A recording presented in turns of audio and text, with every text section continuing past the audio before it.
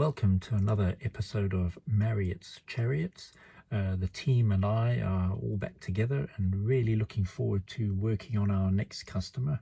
It's the Renault Alpine A110, the old rally car that we're expecting to arrive any moment now, and keen to start work on it.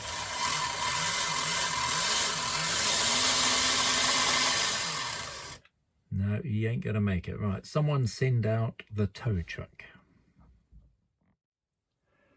Yes, the horse's name is Tow Truck. Yeah, what a sad picture that is. Many horsepowers of high-octane fuel engine reduced to movement under 1 horsepower grass fuel. Well, let's see if we can get some life back into this guy. So, yeah, like I said, it's the Renault Alpine A110. It's a model made by Policar or Policar.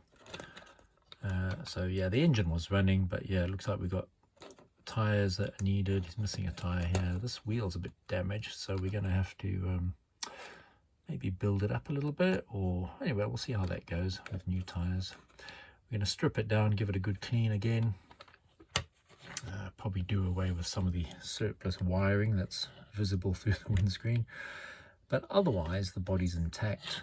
Decals, we'll probably have a go at getting some more, or maybe we'll have a go at making some decals for this car, see how we can get on with that instead of having stickers. Get rid of all of them. Right, so first job, strip it down, give it a good clean. Right, so I've just peeled all the stickers off the body, taken the body off. Next job is just to pop that into some warm sort of soapy water. Just give it a clean and a scrub up. The front here, we've just taken off the screws that hold the braids on the front. Braids, these old, they're quite rigid, these old silver ones, so I'll probably replace those with a bit of copper braiding. And I'm going to try using the what they call desoldering wick. Desoldering wick. So it's a very thin, soft copper braid. So we'll have a go at using those as braids once the car's up and running. With the screws taken off for the contacts, there's just a screw here that we loosen that, take it out, and that releases the guide blade underneath. There we go. So give all those individual parts a clean. I'm gonna pop the motor out. So what you do is just prise open the rear here. There we go. That takes the rear axle out, so we can clean all that. The motor can now come out. And we've got that spacer on the front as well. So I'm going to desolder all this surplus wiring on the top here. Get rid of, don't need these suppressors and things really. So we'll just have the white wire going straight to the front. So I'll just join those up, and the red one as well. I'll just join the 2 red wires, so it's just a red and white wire that will go straight to the pickups on the front. Right, body parts are all cleaned up and dried, and I'm just sorting out the rear axle. It's had a clean, but we're always having to pull out bits of hair from where they get tied up in this axle here. So I'm just going to pick at that with some tweezers, pull out all the critters, all the hares, rabbits, squirrels, you name it. So we'll just dig all that out and give it a clean. Well, look at that. It looked quite clean after I'd finished scrubbing it in the soapy water. But all that hair has come out of that axle. It was all tied up tight inside. So it's amazing how much comes out when you start to tease it all out. With all that hair in there, it makes you wonder why detectives, if there's ever a crime scene, don't dismantle the toys first. They could probably work out which cat was in the house when the dog food went missing. Right, so we tried putting new tyres on. One side's okay, but as you recall, the one wheel was chipped over here. So yeah, putting the new tyre on, you end up with a bit of a flat spot over here. So that's not going to perform very well.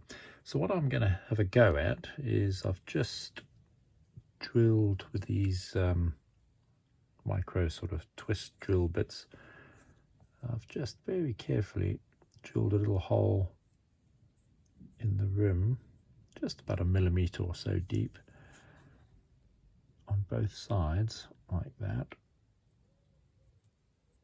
So yeah, you just give it a go like that. They're quite sharp, these little bits, so yeah, it doesn't take much. So what I'm going to be doing is just building up the wall of this rim. Hopefully it'll be strong enough, strong enough to hold the tyre in a true round shape. Right, so that's like a little 1 millimeter hole, and then I'm going to use a bit of paper clip shaped so it's like around in the rim, and we're just going to glue it in to those holes that I've made. And then over here we've got some, well, I'm going to have a go at using this stuff. It's a sort of a modeling putty for filling holes in that. So this is skinning over and starting to harden up. So I'm going to put that bit of paper clip in the rim and then build it up, fill in the gaps with this. Hopefully it's going to be hard enough to hold, but we'll see. Time will tell. Right, so getting that bit of paper clip put in, I had to drill one side quite a bit deeper than the other, because of course you've got to get the paper clip pushed all the way in and then back in the other side, if that makes sense, so it's secured in both ends. So yeah, we just super glued the paper clip in, which sort of took up the shape, and then we've used the putty to build up all the way around. So I'm just going to leave that to hopefully go harden up, and it'll be hard enough that I can then use a little bit of sandpaper or something just to smooth it down to the original shape. I'm sure the purists won't agree with doing this at all, because the argument could be that the tire and wheel will be off balance, etc. But I think, yeah, for the purposes of that little section that was missing, the weight of a tiny piece of paper clip and a bit of putty isn't going to make a huge difference. But we'll see later, once it's all shaped up, smoothed down. Yeah, you can see I've built up way more than I needed. That's basically just to allow me to shape it later. So yeah, we'll let that dry, and then we'll attack it with a bit of sandpaper, try and get a nice true round finish, and then we'll put the new tyre on, and hopefully it's strong enough to hold it. Right, so we've desoldered the old suppressor. Not really required these days, because these were really just to stop interference from these motors interfering with TV signals, radio signals, etc. But these days everything is pretty much digital, so they're not really a necessity. Yeah, I've just soldered the connecting wires, as I said, the red to the red, and I'll then seal these just with a bit of tape or whatever, just to stop or prevent these arcing or shorting out anywhere. So we'll tape those up. The next job will be take motor apart. So we're just going to, once again, we're just going to bend these tabs back in the motor there on that end, and the other one on the other side. Bend them back. Then this whole green block will slide. We'll be able to slide that out. It'll take with it the whole armature. So we'll do that next. Right, tabs are bent back and out it comes. There we go.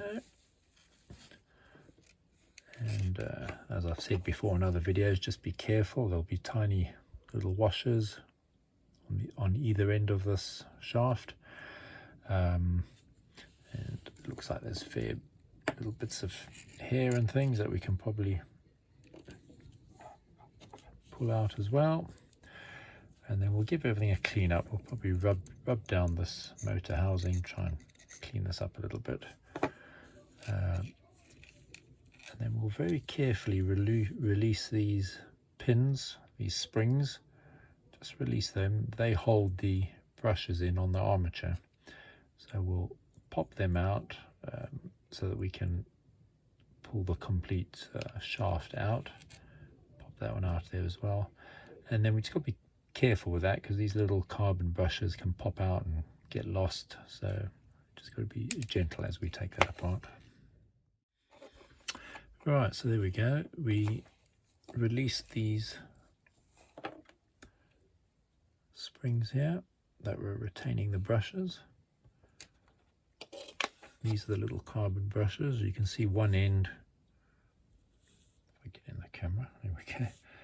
One end is sort of curved where it's been rubbing on the armature. The other side you can see has the little recess where the spring was located holding it in.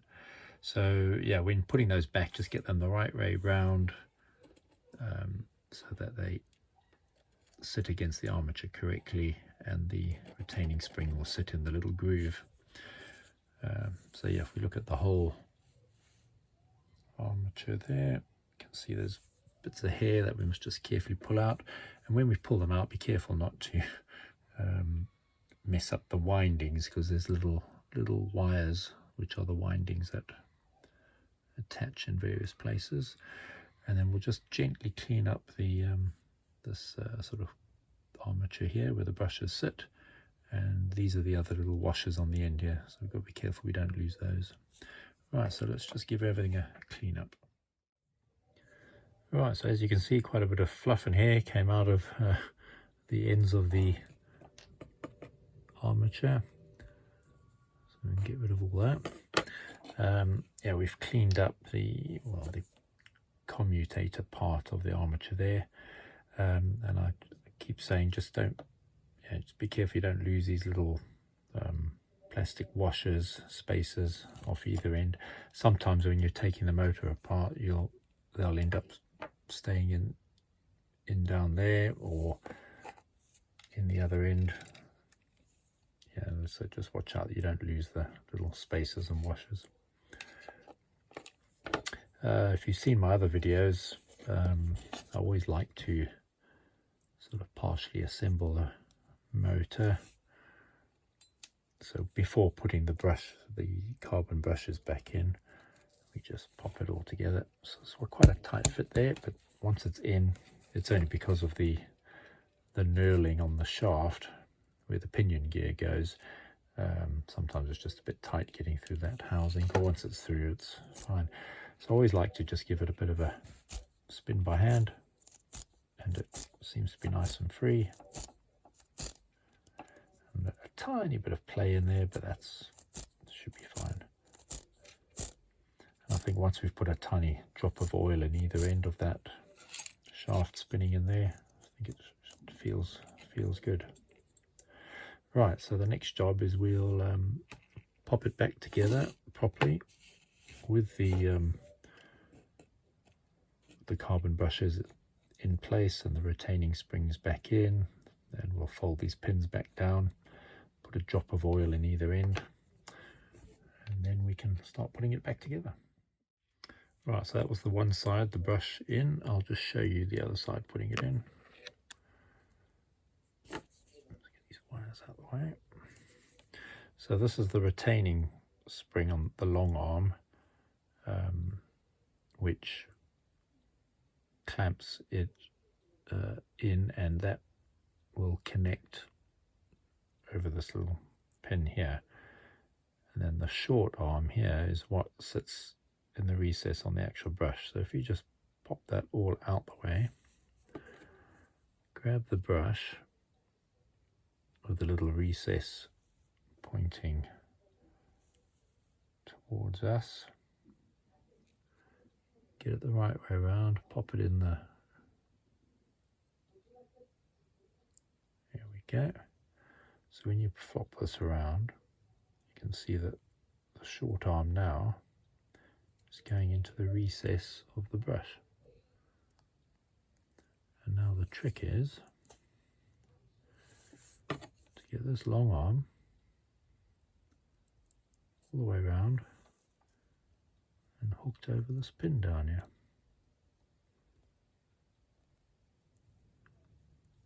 There we go. Right, hopefully that makes sense. You can see the short arm holding the brush in, and the long arm's gone all the way around and hooked over that pin. So that's holding everything in place. So those brushes are now running on the commutator inside. Right, hopefully we haven't lost any of our washers on the end. Let's pop him back in. Here we go.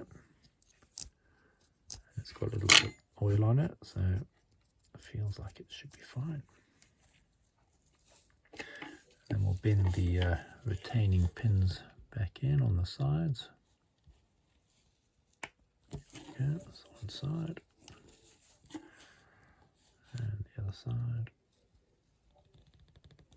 There we go. Right, so that, yeah, that's holding it in nicely.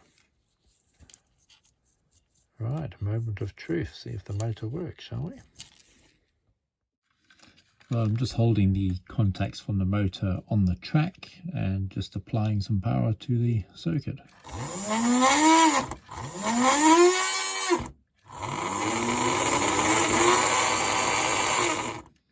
Yep, so the motor's working. Seems to have quite a bit of torque, so hopefully that'll work when the car is assembled. Right, the assembling is going okay. Just thought I'd point out this desoldering wick that I'm using for the contacts. If you can see, it's got like a bit of a powder in the wick. I think it's a bit of flux actually, so that's to help when you're using it as a desoldering wick. So I've just used a damp cloth just to wipe that powder off. Whether that would cause any harm to the track rails, I don't really know, but I just thought I'd wipe it off, the flux that I think's been impregnated in it. So that's what I've done. So these are the contacts we've put on. They look nice and bright.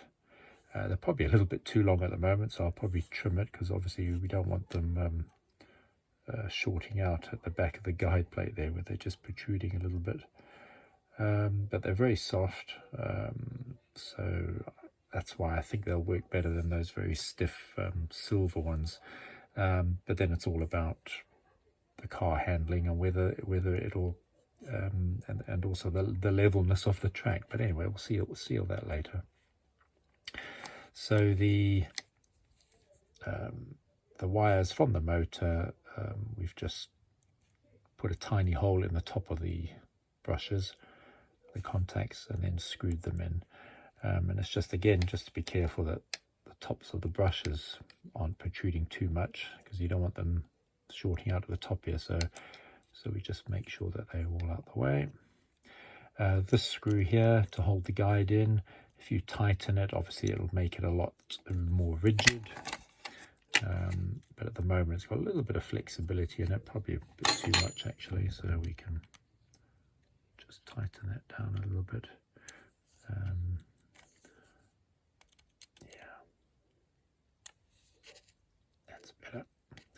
And then the wires themselves, I've just put a bit of tape in the body just to hold them down in the body, leaving a little bit of room, so yeah, there's a bit of flex there so it can get around the corners. We just got to be careful when we're putting the body on. One of these holes down here is where the body screw will be, where the screw coming up from the bottom will hold the body on, so we don't want to foul up these wires on there either.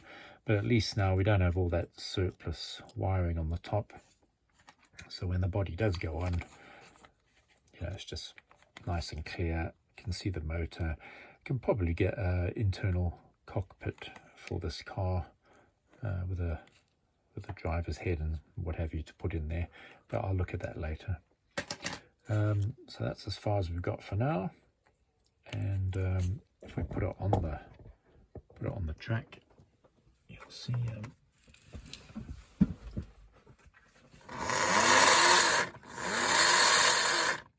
so the motor seems to be running well, and there's Right, so the wire brace seems to have held it well. The putty's dried off, and then I've just used a bit of sort of fine emery paper, rubbed it down, used a scalpel in places to cut any of the larger lumps off, and yeah, it's feeling quite true, and I'm hoping getting a tire on there will work. And just sort of pinprick the holes, just sort of continue the pattern around as you would have like that. So I'm going to just try put the tire on, see if it holds it okay, and then of course we'll have to paint these rims up, use some shiny silver paint of some sort. Right, okay, it's all, chassis is all assembled now.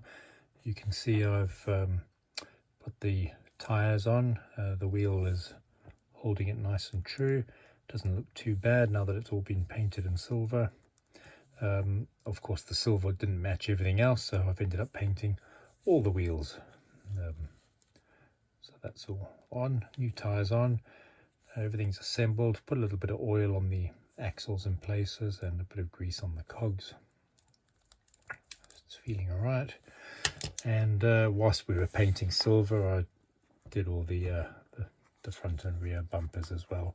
Didn't take them off, just had to carefully paint them in situ. So we'll assemble the car, and then the next job we'll see how it performs on the track.